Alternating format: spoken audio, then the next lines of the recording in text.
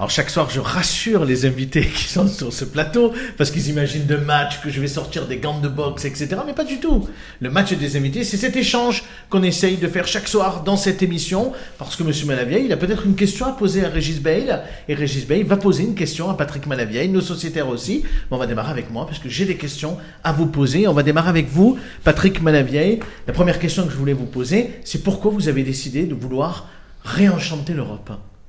Vous avez compris, hein ? Oui. Je parle bien oui. évidemment de votre participation sur la liste du Parti communiste français Fabien pour les Roussel, élections européennes. Voilà, Fabien Roussel et Léon Desfontaines, qui donc est la tête de liste pour les européennes, pour notre liste, avec, il y a le Parti communiste, mais il y a aussi la gauche socialiste et démocrate, il y a les radicaux de gauche, enfin, il y a toute une série de mouvements, des syndicalistes m'ont demandé d'être candidat. Bon, moi j'avais dit, je ne serai plus candidat à aucune élection, donc c'est un mensonge supplémentaire qui m'ont fait faire. Enfin, ils vous ont mis en bas de liste. Oui, il y a peu de chances que vous soyez élu. Si jamais on prenait les résultats à l'envers, j'aurais peut-être des chances d'être. Ça, c'est vrai. Non, on m'a demandé, vous savez, dans une liste, il y a ceux qui la tirent, il y a ceux qui la poussent. Oui. Donc moi, pour cette fois-ci, j'ai souvent tiré des listes. Là, cette fois-ci, je vais pousser la liste. Plus sérieusement, donc c'est l'occasion aussi de porter la voix du Gard dans cette liste. D'ailleurs, je monterai nous avons une réunion à Paris pour préparer un petit peu l'orientation de la campagne, la dynamique, l'argumentaire. Et donc, je compte bien évidemment porter les intérêts du département, plus généralement de la région Occitanie, pour cette campagne importante. C'est important, les européennes. Pour l'instant, dans les différents sondages, on voit que quand même la liste du Parti communiste a beaucoup de mal. Comment on l'explique ? Parce qu'on n'a pas démarré la campagne, Abdel. On va la démarrer. Non, plus sérieusement, là aussi, c'est compliqué. Ça a toujours été une élection compliquée pour le Parti communiste. Est-ce que ça n'explique pas d'ailleurs que ces listes dispersées à gauche, c'était peut-être une erreur ? Alors, ça fait quelques fois que nous n'étions pas en liste autonome, entre guillemets. Je crois que le mode électoral permet, parce qu'il y a le débat, fallait-il une liste qui rassemble tout le monde ? Bon. À l'évidence, les conditions politiques n'étaient plus réunies entre la France insoumise, les Verts, le PS, les communistes, etc. Bon, donc la NUPES a volé en éclats. Voilà. Donc du coup, l'objectif, c'est quoi ? C'est moins de se tirer la bourre les uns les autres à gauche, mais au contraire, de dire aux électrices, aux électeurs, votez pour la liste dont vous vous sentez le plus proche. Et à l'arrivée, tant mieux s'il y a plus de députés LFI, socialistes, verts, communistes, de manière à réorienter la politique européenne au niveau de Bruxelles et de Strasbourg. On revient sur des sujets plus locaux. Vous êtes plutôt d'un tempérament modéré, plutôt effectivement engagé dans vos activités politiques, toujours avec j'ai envie de dire, une dose de tempérament calme. Mais là, vous êtes énervé sur deux sujets ces derniers mois. Le premier, c'est la Poste. Alors ça vous a un peu énervé le sujet de la Poste, puisque le courrier qui arrive en retard sur le Grand Combien, ça vous a agacé et vous êtes monté au créneau. Et puis le deuxième sujet de votre colère, c'est que la Grand Combe a failli passer à la trappe de la politique de la ville, et il a fallu une mobilisation pour que l'État ne l'oublie pas. Et est-ce que la politique aujourd'hui, il faut se mettre en colère pour obtenir des résultats ? Mais je me rends compte que quand même, selon que vous soyez puissant ou misérable, vous n'êtes pas traité de la même manière. Alors c'est vrai avec la Poste, bon, alors on s'en est expliqué avec la direction de la Poste, mais bon, j'ai trouvé qu'il y avait vraiment une situation qui n'était pas acceptable. Bon, donc oui, il a fallu un peu se mettre en colère. On a, avec l'ensemble des maires du secteur du pays des Hautes-Cévennes, bon, on a dit les choses. Bon, voilà, c'est pas parce qu'on est dans les Cévennes, loin, toujours loin, c'est beau mais c'est loin, comme disait le président Chirac. C'est pas une raison pour qu'on n'ait pas le courrier comme tout le monde. Et puis la politique de la ville, oui, j'ai trouvé ça absolument scandaleux qu'on puisse imaginer que ce territoire du pays Grand Combien puisse sortir de la politique de la ville. Encore une fois, je l'ai dit au préfet, au sous-préfet, à tout le monde, j'en serais le plus heureux, et Madame Baldi en serait la plus heureuse si nous sortions de la politique de la ville. Ça voudrait dire que les indicateurs économiques, sociaux sont plus au vert. Alors que ce n'est pas le cas. Donc il fallait absolument maintenir, et c'est ce que nous avons réussi à avoir, puisque la Grand Combe, et nous avons même gagné que la commune des Salles-du-Gardon et de Branou-les-Taillades puisse entrer dans la politique de la ville. On parle de la Grand Combe parce que vous n'êtes plus le maire de la Grand Combe, puisque ça fait un peu plus d'1 an que vous avez laissé la place. D'ailleurs, il y a eu des vœux en début d'année avec la nouvelle maire de la Grand Combe qui vous a rendu hommage. D'ailleurs, vous avez fait un petit peu la même chose, mais quand même, on a le sentiment que vous restez près de la Grande Combe, que les sujets de préoccupation autour de la Grande Combe, vous continuez à les porter. Mais j'en suis l'élu départemental, donc forcément, et la Grande Combe est chef-lieu de canton.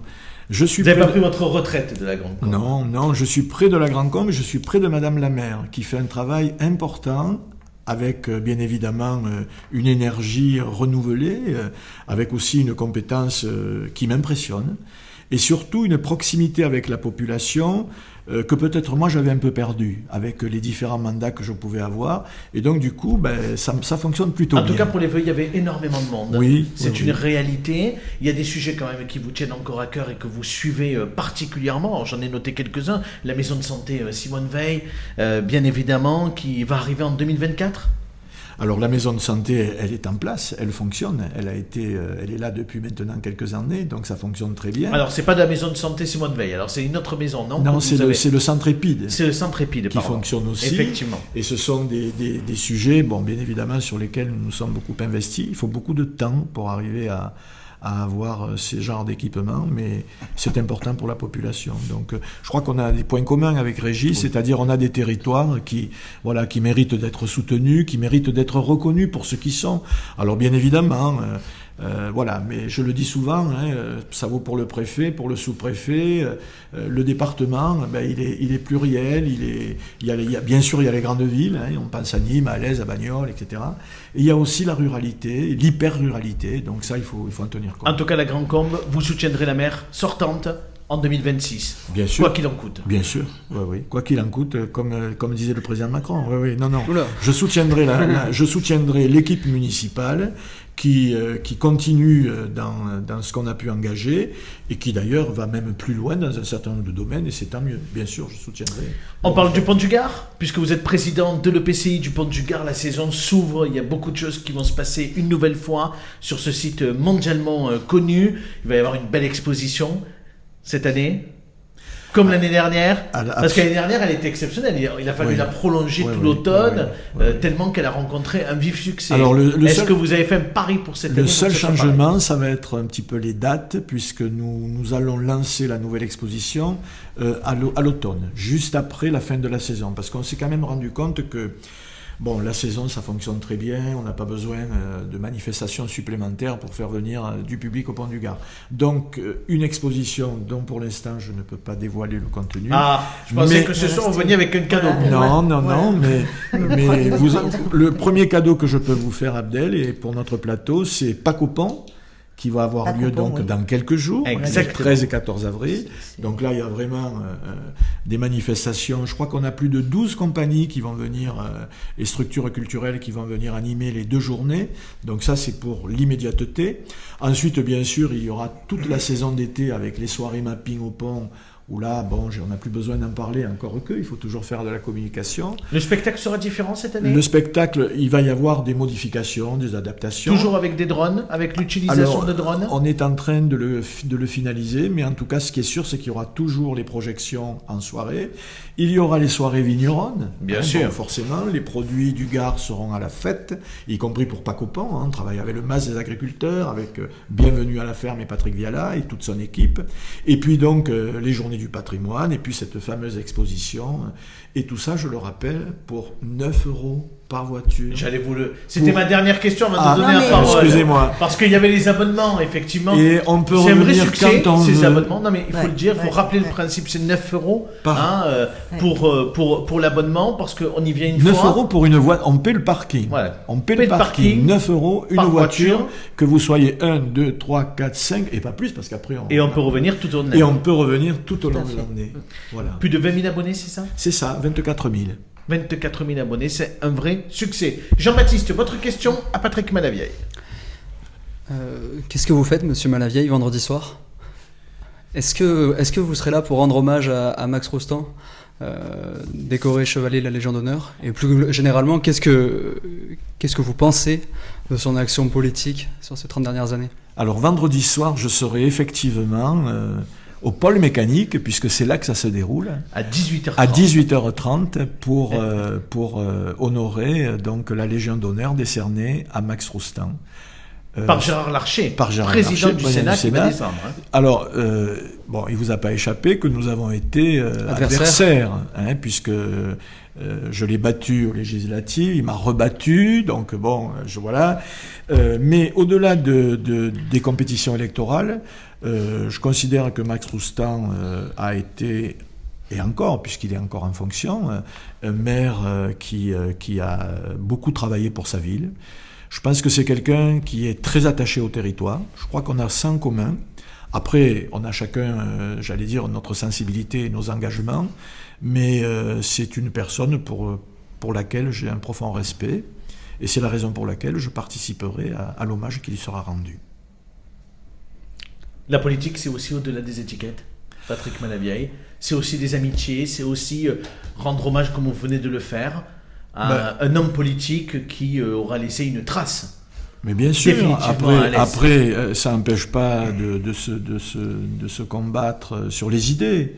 Mais voilà, vous vous rendez compte, moi ça fait bientôt 40 ans que je suis dans le circuit, lui aussi.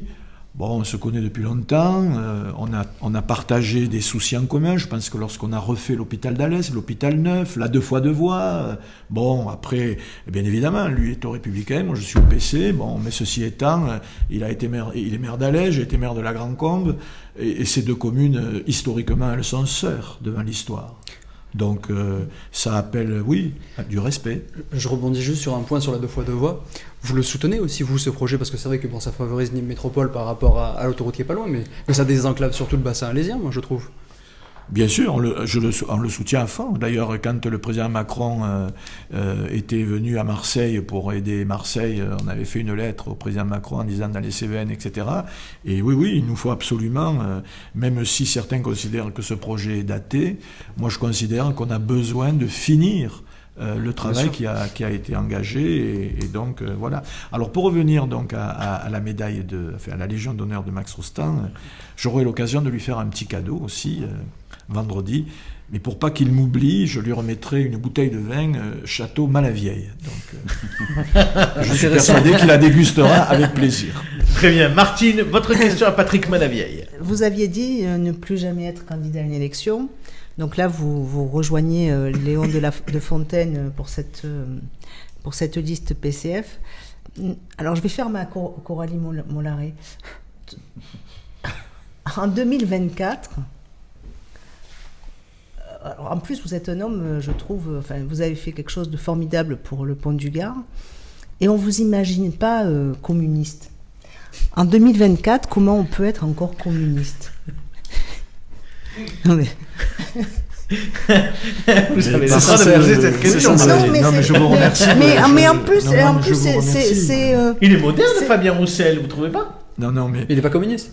Votre question, d'abord je vous remercie, mais en même temps, pour moi, mon engagement, et être communiste en 2024, c'est continuer à se battre contre les injustices. Alors vous me direz, c'est générique, c'est général, mais c'est un peu le fond de cet engagement. Vous savez, non, je crois qu'il y a une voie qui peut... Et puis c'est aussi pour ça que cette liste, elle va à mon avis... convaincre un certain nombre d'électeurs qui ont pu nous quitter par le passé, mais par exemple sur des questions de l'énergie, de la transition énergétique, de la transition écologique, nous apportons des réponses. Tout à l'heure on parlait d'écologie punitive, où on n'est pas du tout dans ce registre. Donc on peut aussi, en tout cas on le met en débat. Je ne dis pas qu'on a raison, hein. On le met en débat. Et le débat est sain. Moi je crois encore dans notre pays à l'existence d'une droite, d'une gauche, et voilà, et que les gens puissent se déterminer, mais dans le cadre du débat. Voilà. Moi, je crois beaucoup au débat des idées. Régis Bail, votre question à Patrick Malavieille. Alors écoutez, moi je vais poser une question d'élu local, ça ne sera pas une question politique, parce que bon, je dirais, on n'a pas la même chapelle, mais on appartient à la même paroisse, donc voilà. C'est plutôt au président du Pont du Gard que je vais m'adresser.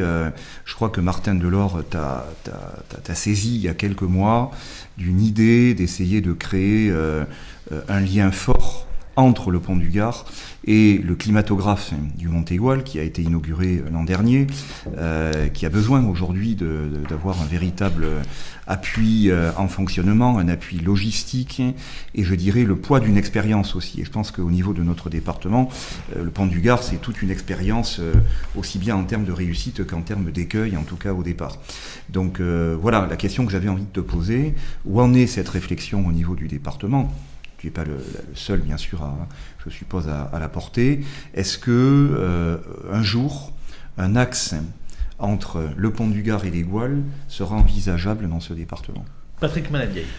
Je crois que non seulement c'est envisageable, mais c'est souhaitable. Donc, effectivement, la question de faire jouer à l'établissement public de coopération culturelle un rôle de catalyseur, d'entraîneur pour des sites comme l'Aigoual, mais on peut aussi penser au centre sportif de Méjeanne-le-Clas, puisqu'on lit, et puis d'autres sites patrimoniaux. On est en train de réfléchir. Comment ? Navassel. Oui, par exemple, on est en train de réfléchir aussi avec à Villeneuve-les-Avignon, avec le centre de recherche au CIRCA. On réfléchit aussi avec les musées de Nîmes. On a un lien étroit avec le musée de la Romanité, mais pas que, y compris avec Arles, etc., etc. Et donc c'est vrai que on est sollicité pour soit de l'expertise, soit pour du conseil, etc. Je pense qu'on devrait pouvoir rapidement trouver la bonne voie pour développer cette relation avec l'Aigoual. Vous avez fait venir Régis Bey. Non, mais bon, première réponse. J'en suis ravi. Parce que même si les Romains ne sont jamais allés au Mont Aigoual. Et Rome ne s'est pas fait un jour. Ils sont allés jusqu'à la fin. Ils se sont arrêtés au Vigan. C'est ça. Voilà. Mais nous irons jusqu'à l'Aigoual. Voilà. Allez, c'est à vous, Patrick Malavieille. On switch. Votre question à Régis Bey. Alors, j'avais une question à poser à Régis par rapport donc à son statut de président de l'intercommunalité. Est-ce que tu penses, Régis, aujourd'hui que ton périmètre est mature, ou est-ce que tu penses que tu peux aller un petit peu plus loin et ramener à ton panache d'autres communes ? Alors, je dirais que l'agglomération... de passer le Vidour, là, et chercher des communes dans l'Hérault. Et oui. Pas forcément. Il y aurait d'autres territoires plus proches qui auraient vocation, à mes yeux, à travailler avec nous. Et d'ailleurs, on a déjà un PETR qui fonctionne très bien. Donc, les PETR, c'est le nouveau nom qu'on donne au pays, qui nous associe à l'Aigoual, à Cos-Aigoual-Cévennes. Bon, moi, je suis admiratif devant l'agglo d'Alès. Parce que l'agglo d'Alès, c'est vrai qu'au départ, quand ça s'est constitué, je sais qu'il y avait plein de petites communes qui étaient un peu frileuses, on peut le comprendre, à la fois pour des raisons politiques, mais surtout, je crois, parce qu'il y a toujours un petit peu le complexe de la petite commune par rapport au gros machin. Et quand je vois aujourd'hui la force de frappe de l'agglo d'Alès, toute politique mise à part, tu parlais de l'héritage de Max Roustan, et j'adhère effectivement à ce que tu as dit, mais enfin voilà, moi je suis conseiller régional, il y a 2 vice-présidents gardois au conseil régional, tous les 2 sont issus de l'agglo d'Alès. Le président Rivin, que chacun le sait, a quand même ses entrées, que ce soit au niveau gouvernemental, au niveau de la région, etc.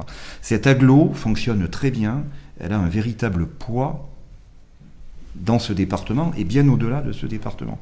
Donc, nous, les Cévenols de l'Occident, là, il y a Cévenols de l'Orient et les Cévenols de l'Occident, ça fait un peu rêver, forcément. Ça fait un peu rêver. Après, je pense qu'on a des histoires différentes. Déjà, on n'a pas au cœur une ville avec la population, avec la démographie, avec l'histoire d'Alès, ancienne capitale de diocèse, etc. On n'a pas la même histoire industrielle. Les Cévennes occidentales sont beaucoup plus structurées en vallée. Donc il y a une histoire différente. Et peut-être aussi une histoire différente entre le Vigan et les autres territoires qui sont autour. Une histoire qui n'a pas toujours laissé que des bons souvenirs. Et il y a aussi beaucoup de craintes. Donc je pense que tôt ou tard, on y arrivera.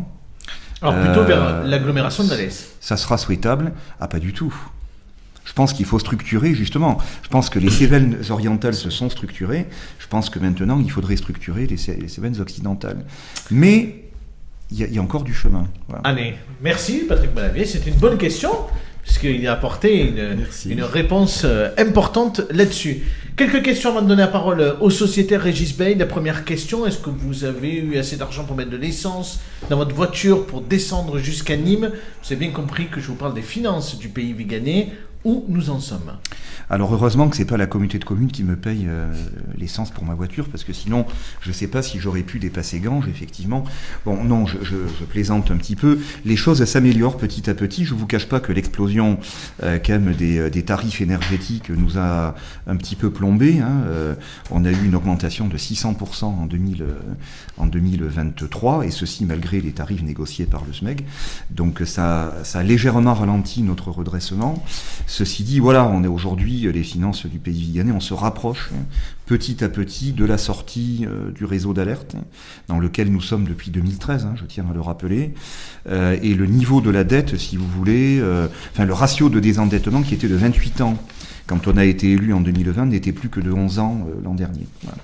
Donc on est dans le rouge au-delà de 9 ans. Donc, vous voyez, je ne vais pas être trop techno, mais et cette trajectoire, effectivement, d'amélioration de la situation financière, vous tenez le cap pour les prochaines années pour arriver en dessous de ces 9 ans? Ou vous pensez que ce sera difficile? Moi, mon rêve, c'était qu'on sorte du réseau d'alerte avant la fin du mandat. J'espère qu'il n'y aura pas d'autres catastrophes au niveau énergétique. Pas d'autres éléments au niveau de l'État aussi, parce qu'on est toujours attentif aux mauvaises surprises. J'ai entendu qu'il y avait quand même des grosses économies budgétaires qui étaient prévues à l'échelon gouvernemental. J'espère que les dotations des collectivités locales ne vont pas être ciblées par le gouvernement. Voilà, mais sinon, on devrait à peu près y arriver. Si c'est pas en 26, ça sera en 27. On y arrivera, mais à quel prix? Ces difficultés financières, elles se confondent aussi avec d'autres difficultés que vous avez sur le territoire rural du Vigan. On pense bien évidemment à la question économique, à la question de l'emploi, à la question de la santé. On va rentrer un petit peu dans le détail parce que pour le coup, vous êtes conseiller régional et on a le sentiment que la région Occitanie et Carole Delga a un œil attentif quand même sur le Vigan parce qu'elle vient vous apporter des réponses. On pense à cette maison de santé qui est sous l'égide de la région. On pense aussi au pôle multimodal du coup sur le territoire du Vigan. Est-ce qu'en étant conseiller régional et du coup l'oreille de Carole Delga, est-ce que ça favorise aussi des avancées pour votre territoire? Alors, il est certain que Carole Delga, vous le savez, est une personne qui a une attention pas qu'au pays viganais, mais à la ruralité en général. Elle vient de la ruralité et elle a vraiment un attachement au territoire. Et c'est vrai que dans les anciens territoires de Languedoc-Roussillon, ça nous change un petit peu parce que la structure géographique, je dirais, des deux régions est complètement différente. Ancien Midi-Pyrénées et ancien Languedoc-Roussillon. Le Languedoc-Roussillon, ça a toujours été le développement littoral autour des grandes métropole. Midi-Pyrénées, on disait autrefois, quand on était géographe, c'est Toulouse et le désert un petit peu rural autour de Toulouse. Voilà, donc c'est vrai que Midi-Pyrénées, il y a une sensibilité à la ruralité que Carole Delga porte avec elle, qu'on ressent vraiment dans ces différents... Sur le pôle multimodal, qu'est-ce que vous pouvez nous en dire ? Bon, il y a un projet de pôle d'échange multimodal au Vigan qui est porté avec le vice-président Jean-Luc Gibelin, une personnalité qu'on apprécie beaucoup aussi en pays viganais. Ça sera l'un des premiers pôles d'échange multimodal en Occitanie à ne pas être associé au chemin de fer, donc non ferroviaire. Donc c'est un projet qui avance, qui sera à l'entrée du Vigan, sur lequel effectivement on va pouvoir essayer de développer des formes de mobilité alternatives. Donc bien sûr les bus, mais pas seulement. Il y a tout un travail qui va être engagé entre le PETR et la région pour définir un plan des mobilités, et puis tout ce qui est voiture en partage, les voies vertes. Je me tourne vers le conseiller départemental, donc il y a des projets qui sont en cours pour relier Ganges-Sumène au Vigan par les voies vertes, et puis relier aussi plus au nord vers Molière-Cavaillac, où on a déjà un embryon de voie verte qui avait été créé il y a quelques années. Voilà, donc c'est un des projets. Et sur le dispositif Ma Santé, Ma Région. Alors, juste pour vous reprendre un petit peu, vous parliez d'un territoire avec plein de difficultés. Moi, j'ai pas tout à fait cette vision-là du pays viganais aujourd'hui. Vous voyez, on évoquait tout à l'heure avec Patrick Lavieille la difficulté qu'on a quand on est un ancien territoire industriel à changer l'image, mais je pense qu'aujourd'hui, c'est plus du tout la réalité. Et pour moi, il y a deux projets, effectivement, qui montrent que nous sommes un territoire d'innovation et que nous sommes un territoire d'expérimentation. C'est effectivement le pôle d'enseignement supérieur, Qui ouvrira en septembre qui prochain. ouvrira en septembre, qui est porté par la mairie du Vigan, campus connecté, école d'aide-soignante, école d'infirmière, licence décentralisée de la faculté de Montpellier, de l'université de Montpellier, l'université de sciences, probablement une antenne, c'est pas encore tout à fait fait, mais et ça fera le lien avec l'autre sujet, probablement une antenne également de la faculté de médecine.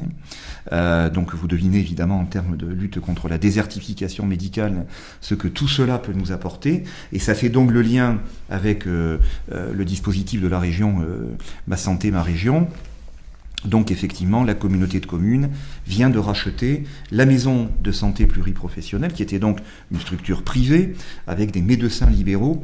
Et ce qui est assez innovant au Vigan, et ça va être une première en Occitanie, c'est que ce sont les médecins libéraux eux-mêmes qui sont venus nous trouver pour nous dire, écoutez, voilà, aujourd'hui, face à ce qui se profile, on pense que le dispositif de la région est le mieux placé, on est prêt à être salarié, rachetez-nous, voilà, on l'a fait. Ça va devenir donc un centre de santé. La communauté de communes a délibéré il y a un mois sur ce sujet. Et l'un de ces médecins va donc devenir chef de clinique à la faculté de médecine de Montpellier. Et c'est par ce biais-là, avec le soutien de l'ARS Occitanie, l'agence de santé, donc l'État, et avec le soutien de la région, qu'on espère pouvoir développer au Vigan une antenne universitaire de la faculté de médecine. Un mot. Donc vous voyez que c'est plutôt des bonnes nouvelles, et ce sont des choses qui vont dans le bon sens. On a entendu en effet. Un mot également, je voulais vous solliciter ce soir pour parler de ce sujet, c'est la question de l'habitat, parce qu'il y a un véritable enjeu aussi sur le territoire du Vigan, parce qu'on a du logement insalubre, mais aujourd'hui vous avancez vers des solutions effectivement de renouvellement de cet habitat locatif. Oui, tout à fait. On a un logement très insalubre sur le Vigan qui n'a pas fait l'objet de rénovation depuis très très très longtemps. La dernière opération d'amélioration de l'habitat s'est terminée en 2001. Donc ça fait plus de 20 ans que rien n'avait été fait pour l'habitat sur le territoire du pays viganais. C'est une des compétences de la communauté de communes. Donc dans le cadre de l'appel à projet de l'État, Petite Ville de demain, nous avons décidé avec le Bourg-Centre, avec le Vigan, mais pas seulement, les communes qui sont autour, Avez, Molière-Cavaillac, Aulas et Bréau, nous avons décidé d'axer notre dispositif Petite Ville de demain sur l'amélioration de l'habitat, à la fois pour des raisons sociales, pour des raisons environnementales, ce sont des passoires énergétiques, etc., et pour des raisons d'attractivité, parce que quand vous promenez aujourd'hui dans certaines ruelles du centre du Vigan, vous avez l'impression d'être à Naples. Alors j'adore Naples, j'adore l'Italie en général, fait partie de mes destinations préférées, mais si vous voulez, voilà, je dirais que spontanément, c'est pas très attractif. Alors l'OPH a été lancé, donc l'opération d'amélioration de l'habitat, le 1er janvier. Exactement. Nous avons déjà une centaine de dossiers qui ont été déposés. Donc si vous voulez, je crois que ça démontre qu'on a... C'est le renouveau du Vigan. En plein dans le mille, quoi. Voilà. Presque le slogan de 2026. Donc, écoutez, vous serez candidat, Régis Bayle ? Oui, je serai certainement candidat pour poursuivre dans ma commune, votre déjà, travail dans un premier temps. À la présidence.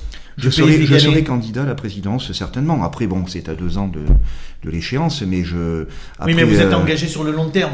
Parce qu'est-ce que la politique peut se faire sur 5-6 ans aujourd'hui ? On parlait de l'OPH, si vous voulez, étant donné le retard qui a été pris sur notre territoire en matière d'amélioration de l'habitat, c'est un travail qui va prendre 10-15 ans. Quoi. Martine Ciberino, votre question à notre invité Régis Bayle. Première question, on dit Bayle ou Bayle ? Bayle, comme Lafayette. Voilà, Bayle. Bayle. Voilà. Ça va. Bon. Ça va, Martine. Tout à l'heure, vous êtes italienne, Martine. Ouais. Vous avez entendu ce qu'on a dit sur Naples. Oui, vous aviez 2 objectifs. Le premier, c'était redresser financièrement la commune. Là, on a vu que vous y étiez attelé. Le deuxième, c'était renforcer les liens entre le pays viganais et Montpellier. Hormis les accords que vous avez avec l'université, et tout ça pour, bien sûr, apporter un peu plus de richesse dans votre commune, que j'adore. Vous avez... communauté de communes. Communauté de communes, et puis... Ouais, non, mais j'aime le Vigan. La ville-centre reste le Vigan. Voilà. Oui. Où en êtes-vous ? Alors, si vous voulez, d'abord pour revenir, je dirais sur la question que vous me posiez précédemment. Non, c'était un constat, parce que vous avez dit que dans 9 ans, tout irait bien pour vous, écoutez, financièrement. En tout cas, on œuvre pour ça. Alors Montpellier, le PETR, donc l'ancien pays, est en train de prendre des contacts. Moi, j'ai eu plusieurs échanges avec Mickaël Delafosse sur le sujet, qui est très ouvert effectivement à la question. Maintenant, il faut les concrétiser. Alors, vous voyez, ça rejoint la question que m'a posée Patrick Malavieille. Je pense que la bonne échelle est peut-être pas celle du pays viganais. C'est pour ça qu'on s'est dit qu'il fallait travailler sur ce sujet avec le PETR. Le PETR, les agents du PETR, rencontrer les services de Mickaël Delafosse cette semaine. Donc à voir dans les prochains mois. Martine, dans l'actualité. Voilà. Martine, dans les prochains mois. Allez, on termine avec Jean-Baptiste. Votre question à Régis Bail. Oui. Donc, Merci Bail. Martine, je vous écoute. Vous avez vu, hein? Allez-y. Pour rester Jean-Baptiste. dans vos mandats politiques, on va parler de vous êtes un jeune conseiller régional depuis très 2021. récent, oui. Je voulais savoir comment vous vous inscriviez vous dans le PS, dans le PS d'aujourd'hui, notamment par rapport à la liste qui est menée par Raphaël Glucksmann. Moi, je la trouve proche des idées de Macron. En tout cas, il s'en cache pas. Il se cache pas à voter avec les macronistes au Parlement européen. Comment vous la soutenez, cette liste PS européenne? Vous vous placez comment dans cette bataille? Je sais qu'il y a eu une polémique là-dessus, mais vous savez, la plupart des députés européens, comme la plupart des conseillers régionaux, parfois au conseil régional d'Occitanie, on serait surpris, votent la majorité des textes qui sont proposés. Mais en commun. Après, il faut voir quels sont les textes sur lesquels les votes sont différents. Et je pense que c'est assez éclairant de voir que le Parti socialiste, enfin les élus du Parti socialiste européen, comme d'ailleurs les élus communistes, etc., la gauche en général, ne votent pas avec M. Macron un certain nombre de sujets. Je pense au traité de libre-échange et des choses comme ça. Donc si vous voulez, je pense que oui, heureusement qu'on a des points communs. Je pense qu'on est tous dans la République, et qu'on va, je dirais, dans la même direction sur un certain nombre de sujets, sur par exemple ce que doit être la position de la France et de l'Europe, sur la question ukrainienne, je pense qu'il y a effectivement des convergences. Après, sur la politique sociale, enfin ça me semble une évidence, entre autres. Mais la sur la question de politique Jean-Baptiste, économique, si je me permets, elle est assez intéressante. En tout cas, dans la prolongation, j'ai presque envie de dire, peut-être pas de ce qui s'est passé jusque-là, mais ce qui va se passer demain. C'est-à-dire que demain, il y a un risque quand même que le Parlement européen soit dirigé par des nationalistes, et à ce moment-là, ce sera extrêmement compliqué pour les progressistes de gauche comme de droite de faire chambre à part. Vous savez, oui, Carole Delga a eu une formule dans la presse écrite la semaine dernière qui, moi, m'a beaucoup plu. Elle a dit « on est à midi moins le quart de l'arrivée au pouvoir de l'extrême droite ». Alors, elle parlait pas de l'Europe, elle parlait de la France en 2027. Oui, je pense qu'il y a des chances quand même que les nationalistes puissent prendre le pouvoir. Tout à fait. Donc, je pense que ça doit imposer effectivement des stratégies de rapprochement. Mais je pense qu'il ne faut pas, quand même, si vous voulez, confondre la cause et la conséquence. Et dans la politique qui est menée par M. Macron, et je dirais aussi dans les positionnements qu'il a pu avoir ces derniers mois, entre autres par rapport au Rassemblement national, on peut considérer qu'il a été en quelque part un marchepied aussi. On peut considérer qu'il a été un marchepied, quand on bafoue les droits du Parlement à coup de 49.3, la loi immigration, quand on méprise l'opinion des Français sur la question de la retraite, etc. Il y a eu quand même un certain nombre de clins d'œil qui ont été envoyés à l'extrême droite. Et là, tout d'un coup, il se réveille parce qu'il se rend compte, si vous voulez, que Jordan Bardella est, dans le sondage de ce matin, 12 points au-dessus de son mouvement. Et donc, il voudrait nous recamper, si vous voulez, le duel qui lui a tant servi entre lui et Madame Le Pen. Mais, enfin, je veux dire... Partagez cette analyse, Patrick Malavieille, pour terminer. Je pense que le Rassemblement national, c'est un vrai danger.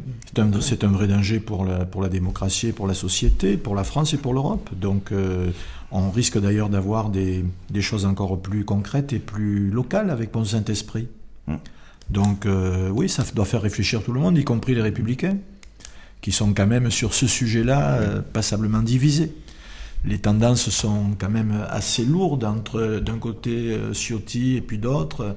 Bon, on voit bien que c'est... Donc voilà, je pense qu'il faudrait que la classe politique dans son ensemble revienne... Il faut arrêter de banaliser le Rassemblement national. Voilà. Et puis, il faut répondre à des questions. Quand on me dit, mais on ne les a pas essayés, bien sûr qu'on les a essayés. En 40, c'était eux. C'était eux, c'était les pétainistes. Donc voilà, je le dis sans animosité, mais voilà, pour moi, c'est pas un parti politique comme les autres. Voilà. Il faut relire l'ouvrage de Julien Benda, La trahison des clercs, sur ce qui s'est passé en 40. Et je pense qu'aujourd'hui, il y a une sorte de résignation d'une partie de nos élites qui est absolument désastreuse. Mais et si pas je, que des élites si je peux me permettre, là où c'est terrible, là où c'est terrible, c'est que on est arrivé à une explosion de la gauche et une explosion de la droite. Ça, c'est terrible, parce que moi, je crois profondément à tout ça encore. Allez, 10 secondes. Juste en 10 secondes, monsieur Malabé, en vous écoutant, je peux partager certains points sur les propos qui peuvent être tenus qui ont été tenus, en tout cas, dans le passé par le Rassemblement national, mais la France insoumise, aujourd'hui, vous la mettez où par rapport au Rassemblement national? Moi, je ne suis pas représentant de la France insoumise. Non, mais juste votre avis. Je suis Patrick Malabé, membre du Parti communiste et candidat avec Léon Desfontaines. Historique que je peux citer aussi à la France insoumise. C'est vrai que il faut voir tous les ennemis. Il y en a de tous les côtés. Il faut se méfier autant de l'un que l'autre. Allez, on fera le débat un de ces prochains soirs, puisque de toute façon, on va se mettre en mode européen dans quelques semaines sur Objectif Gard, puisque dans le club, bien évidemment, on va parler tous les soirs des élections européennes, du moment qu'on va s'y approcher. Et mercredi et jeudi, ça n'a rien à voir avec les élections européennes, mais on a les 2 journées Osons la culture au Pont du Gard, où le conseil départemental du Gard va écrire son 2e schéma des affaires culturelles.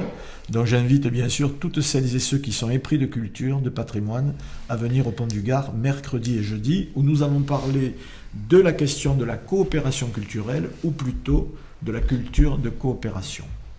Merci Patrick Malavier en tout cas d'avoir été avec nous. Merci Régis Bail également d'avoir répondu à toutes nos questions. Avant de se quitter, on jette...